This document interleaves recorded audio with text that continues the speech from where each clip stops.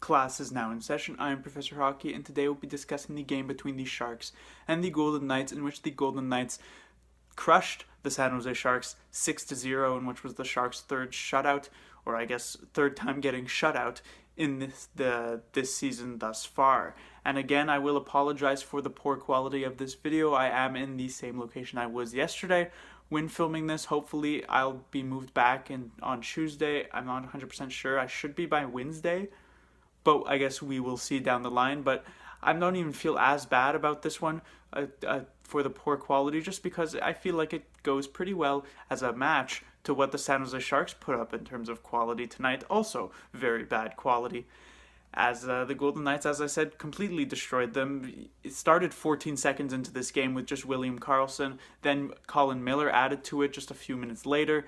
By the end of the third period, it was 3-0 with Max Pacioretty scoring a goal. And the Sharks came out with a couple of okay chances in the third period. Then the Golden Knights scored another to make it 4-0, at which point the Sharks just gave up. I mean, you could even make the argument that they gave up earlier than that in this game, but there were so many chances that the Golden Knights got that you were watching a specific player, whether it had been Vlasic or Thornton or Burns, who you saw them on the ice, and they just decided not to make a move. And I guess you can't necessarily blame them when it's like 6-0, but you'd still like to see a consistent effort from the team. But also getting goals for the Golden Knights, of course, Pacioretty got 2, and then it was Carrier and Alex Tuch who scored the 6-0 one. Moving on to what I'd like to talk about, there are only two topics, but they are somewhat in-depth. So the first one is, of course, Aaron Dell, who is a very interesting one to consider going into this game because, of course, this was the second of a back-to-back. They played the Vancouver Canucks the previous night. Aaron Dell got the shutout there, and so DeBoer decided to go with the hot hand this time in a back-to-back situation, starting Aaron Dell once more. And it seemed as though DeBoer sort of admitted that maybe it was a mistake to start Martin Jones against the Edmonton Oilers a few days ago. That Dell was coming off a shutout against the St. Louis Blues, and he decided to go back to Martin Jones. This time, he says he's smartened up or whatever. It would be not smart for him to not start a goalie who has two back-to-back shutouts. I guess it didn't really work out. Whether or not Martin Jones would have been any better of a choice is up for debate. I doubt it. I have a feeling the Golden Knights would probably have at least gotten another still 5 goals at the very least, to be honest, because Aaron Dell, while there were a couple of soft ones like against Carrier and against Miller, and you could make the arguments maybe he could have had a couple of the other ones, you could also say that Aaron Dell came up with a few huge saves, really, because the Sharks had just given up defensively at some point in this game where they just allowed chances to happen. I mean, Aaron Dell had a fantastic glove save against William-Karlsson at some point in the third period, and so he played pretty well. There were a couple of soft goals, as I said, but I don't think Martin Jones would have given this team a chance to win, especially since the San Jose Sharks could not get a single goal past Marc-Andre Fleury, who also, by the way, was starting on the second half of a back-to-back as he played the first half, and he had a shutout in both games. So Aaron Dell was trying to do that for himself. Didn't end up working out, as the team in front of him certainly didn't support him in that regard. And so I don't think you can blame Aaron Dell. I also don't think necessarily this was Aaron Dell who was just trying his best and doing super, super well, but the Sharks weren't supporting him. No, he didn't really have a particularly strong game himself, but you could definitely say that it wasn't his fault. You could probably point to a lot of forwards and defensemen before you would have to find Aaron Dell in terms of blame for this game. It will be, however, interesting to see who ends up starting on Tuesday. I would say 99.9% of the chance that it goes back to Martin Jones. Now a bit of a message has been sent that he didn't actually get the second half of a back-to-back, which is a pretty huge message to send to your supposedly starting goaltender. And so I'm hoping, especially with how Martin Jones performed earlier on in the season against the Buffalo Sabres, as I think the Sharks beat them 5-1, if I'm not mistaken, that was the exact score.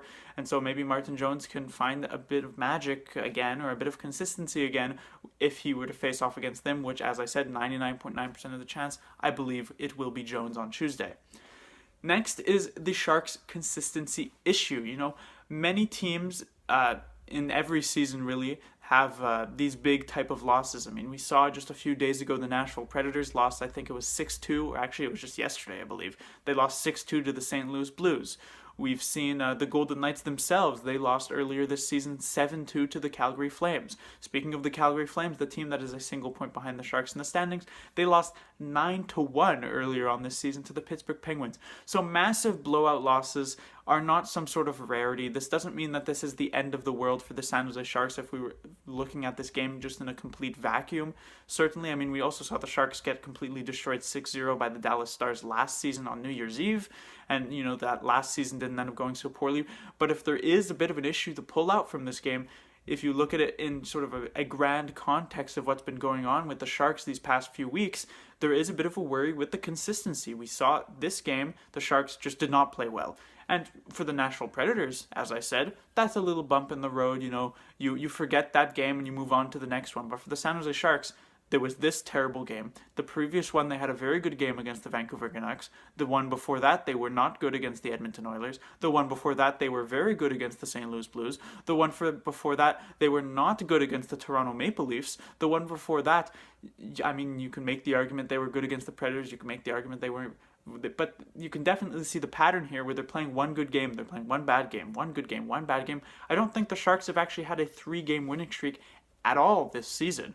And that's something that from most of the very, very good teams in the league that you'd like to believe that the Sharks are, that should be something that is happening. I mean, the Sharks, the team they're facing off against on Tuesday, on the second game of the road trip, is the Buffalo Sabres, who at the moment are on a 9-game winning streak. If you want to see some sort of model of consistency, there are a lot of one-goal games for the Sabres, but still they've managed to find ways to win, and the San Jose Sharks have not been able to manage to find ways to win enough consistently on any sort of nights. They just, sometimes the players decide, I don't really need to play this game.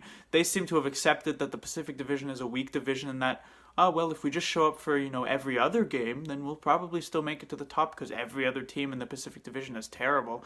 And whether or not that's correct, it definitely doesn't bring any bad habits, or it definitely brings up a lot of bad habits, but you're seeing it of really almost every single player. I mean, I could point to a couple this game who had okay games. I mean, Erik Karlsson I thought was okay.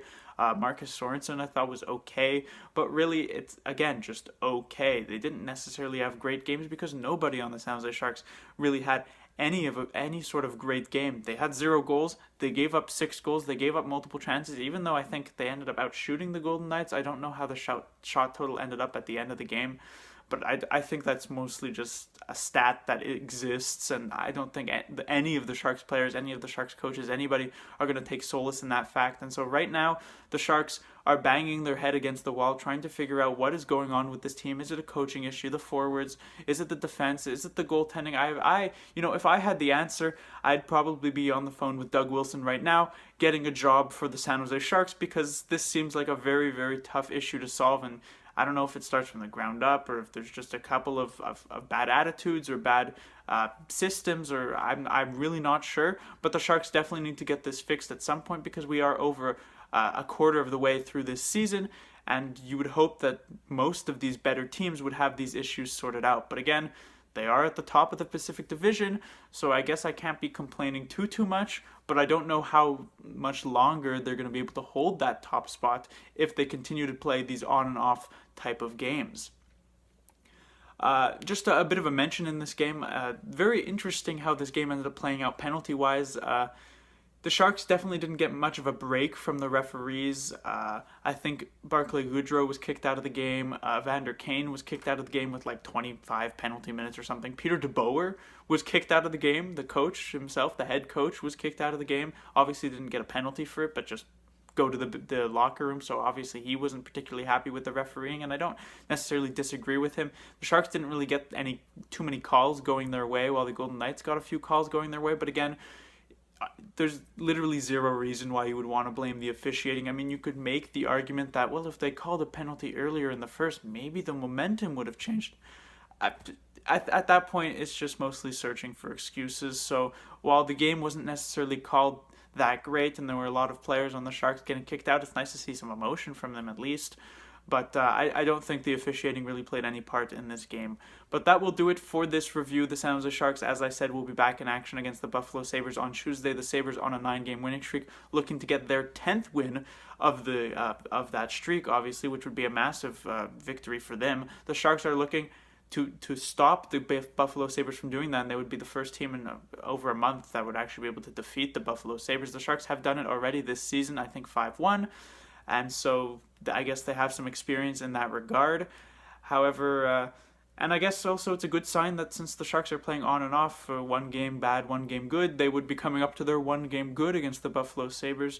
And so maybe we are in for a treat, in for a win that game, but I'm really not sure which Sharks team is going to show up. Class dismissed.